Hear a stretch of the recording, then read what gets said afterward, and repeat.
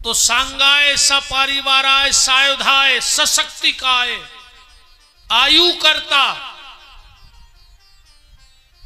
कलश की महत्व आपको बता रहे हैं। अगर कलश की कृपा हो जाए तो दीर्घायु संतान का जन्म होता है। सांगाय सपरिवाराय सायुधाय सशक्तिकाय आयु करता, क्षेम करता, शांति करता, तुष्टि करता, पुष्टि करता, वरदो भव, ऐसा मंत्र हमारे आचार्य लोग बोलते हैं। कलश का बड़ा महत्व है। अगर कहीं से आपको शिव महापुराण की कथा हो रही हो और वहां का कलश मिल जाए तो घर जरूर ले जाना। पर ऐसो न करियो आज ही रात में उठा ले जाओ, कथा हो जान दियो पूरी, न पता लगे ते जो तक चलो जाए मंच को तक कलश। हवन के बाद शिव महापुराण का कलश घर में जरूर ले जाना चाहिए। और एक बात और बहनों हमारी ध्यान से सुन लो, मैंने कई घरों में देखा है, कभी भी घर में उल्टा बर्तन नहीं रखना चाहिए। कई घरों में लोग गुंडी सेल्फ पे या उल्टी जमा के रख देते हैं, उसमें राहु का वास हो जाता है। उस घर में कलह बहुत बढ़ता है जिसके घर में उल्टा बर्तन रखा होता है।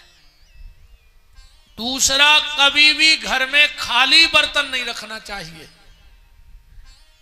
गुंडी कसेड़ी सीधी भी रखो, नए बर्तन भी रखे हो, उसमें चाहे 4-4 गेहूं के दाने डाल दो, पर कभी भी घर में खाली बर्तन नहीं रहना चाहिए।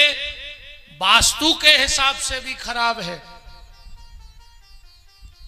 और परिवार में कलह बढ़ता है। इसलिए बर्तनों को सीधा रखो और उसमें चाहे 1-1 गेहूं का दाना डाल के रखो, पर खाली बर्तन रखोगे तो उस घर में राहु का भयंकर प्रकोप हो जाता है।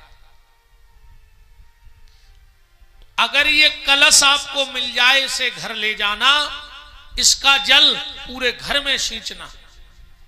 एक बात और सुनो, कई बार मैंने लोगों को देखा है घर में तीर्थों का जल, पूजा का जल, गुरुदेव के चरण प्रक्षालन का जल लोग बाहर से भीतर की तरफ छिड़कते हैं। ये दोष है। कभी भी तीर्थ का जल अपने घर में छिड़को, और हमारे हिसाब से तो महीने में एक बार, नर्मदा मैया दूर नहीं है, आप लोग जाते होंगे, वहां से जल लाकर पूरे घर में सींचा करो। महीने में एक बार पूरे घर में जल सींचा करो, पर भीतर से बाहर की तरफ जल सींचा करो। हम लोग दरवाजे से ही छिड़कना चालू करते हैं, अब भीतर चले जाते हैं। तो जो भी आसुरी शक्ति या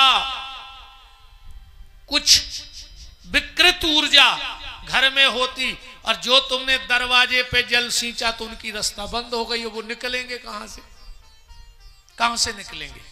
उनमें इतनी ताकत है नहीं कि नर्मदा को लांघ जाए या किसी तीर्थ के जल को लांघ जाए।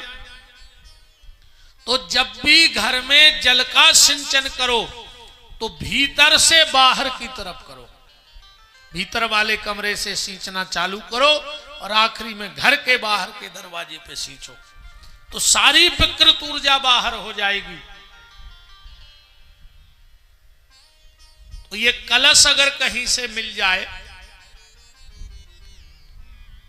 इसको घर ले जाना, इसका जल पूरे घर में सींचना। इसमें जो आम के पत्ते हैं और गले में जो धागा बंधा होता है ना कलश के, उसको खोलना, और खोल करके उसमें जो आम के पत्ते, उसका बंधन बार बना के अपने घर के दरवाजे पर लगाना और उस कलश को सुखा लेना। और कलश सुखा करके उसमें गेहूं भर करके जहां भोजन बनाते हो वहां रखा करो। उसमें अन्नपूर्णा का वास हो जाएगा। कभी 2-4 महीने में घर में कोई पूजन होवे तो उस कलश को खाली करो और वही कलश पूजन में रखो जो पूजन में पंडित जी रखवाते। धीरे धीरे वो कलश अपने आप में सिद्ध हो जाएगा। आप लोगों ने देखा होगा, सुना होगा, द्रौपदी के पास एक कलश था। हजारों लोगों का भोजन उस कलश से हो जाता था। जब भगवान कृष्ण ने राजसू यज्ञ कराया तो वो कलश द्रौपदी को दे दिया था। जब भी घर में पूजा हो उसी कलश को रखो और फिर वही विधि, उसका जल पूरे घर में सींचो। अगर गेहूं अच्छा है जो भर के रखा है तो गैया को खिला दो, और अगर गेहूं गड़बड़ हो गया तो किसी नदी में प्रभावित कर दो। कलश कभी भी सोने वाले कमरे में नहीं रखना चाहिए। जहां हम शयन करते हैं वहां कलश की स्थापना मत करो। कभी भी पति पत्नी के सोने वाले कमरे में पितरों का फोटो नहीं होना चाहिए। ये भयंकर दोष होता है। वो पति पत्नी कभी सुख से नहीं रह पाएंगे जिसके घर में कमरे में माता पिता या पूर्वजों का फोटो लगा हो। सोने वाले कक्ष में कभी भी पितरों का फोटो नहीं लगाना चाहिए।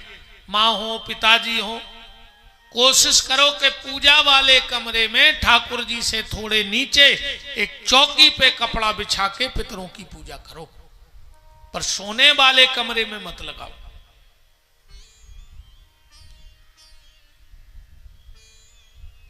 तो ये कलश का पूरा विधान शिव महापुराण में बताया गया।